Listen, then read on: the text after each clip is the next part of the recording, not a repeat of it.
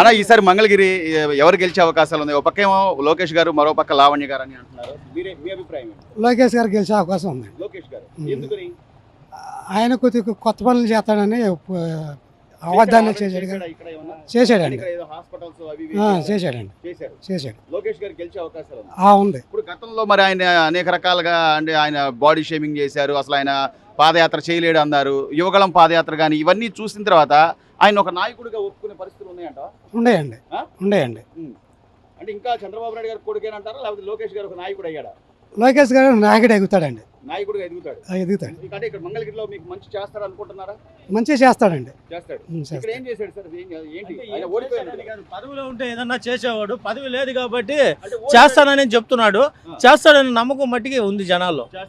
గతంలో జగన్ ఏ విధంగా అయితే నమ్మారో ఇప్పుడు కూడా ఇతను కూడా నమ్మితే ఒక అడుగు ఇతను బెటరా అతను బెటరా అనేది గెలిస్తేనే తెలిసింది.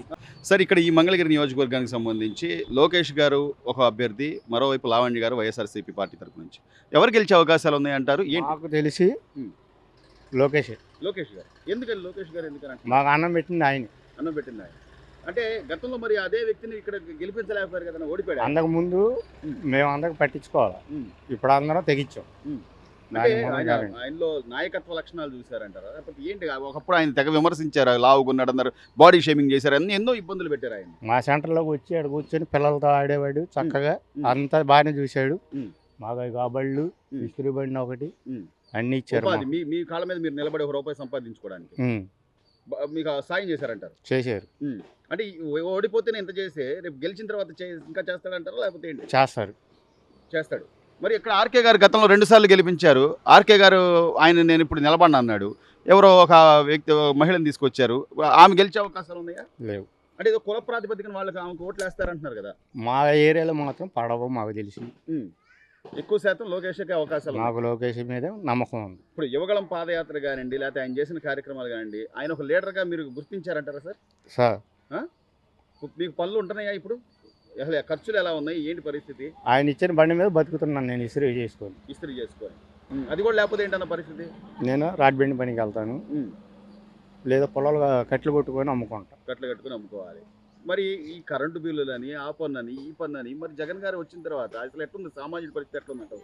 అది ఓన్లీ క్రిస్టియన్స్ వరకే పెట్టుకున్నాడు, కానీ మా రజకులకి వాటికి బిల్లులు అన్నీ మేము కడతానే ఉన్నాం. వాళ్ళ వరకు మాత్రం బిల్లులు లేవు, మాకు మాత్రం బిల్లులు కట్టి. మరి మాకు తెలియదు, మేమేం చేయం సార్. మా దగ్గర మాత్రం కట్టించుకుంటున్నాడు. మామా గెలుస్తాడు.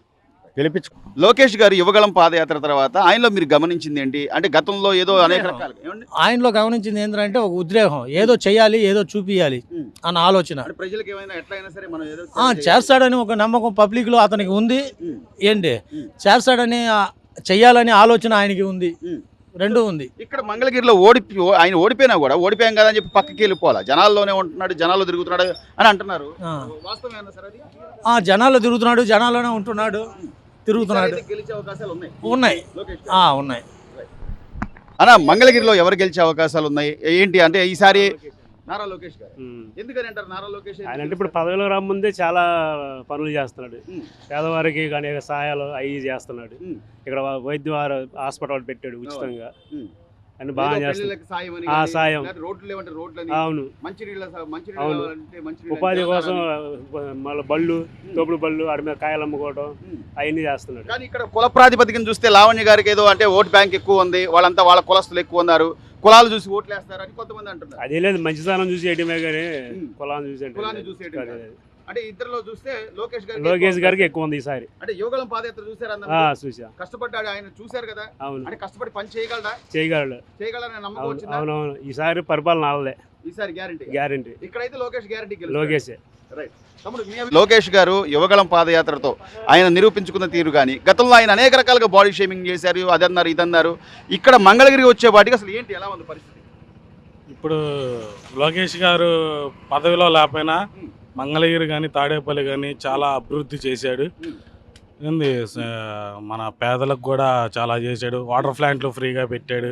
లేడీస్కి కుట్టు మిషన్లు ఇచ్చాడు. శ్రీశక్తి అనేది చాలా ఇచ్చాడు.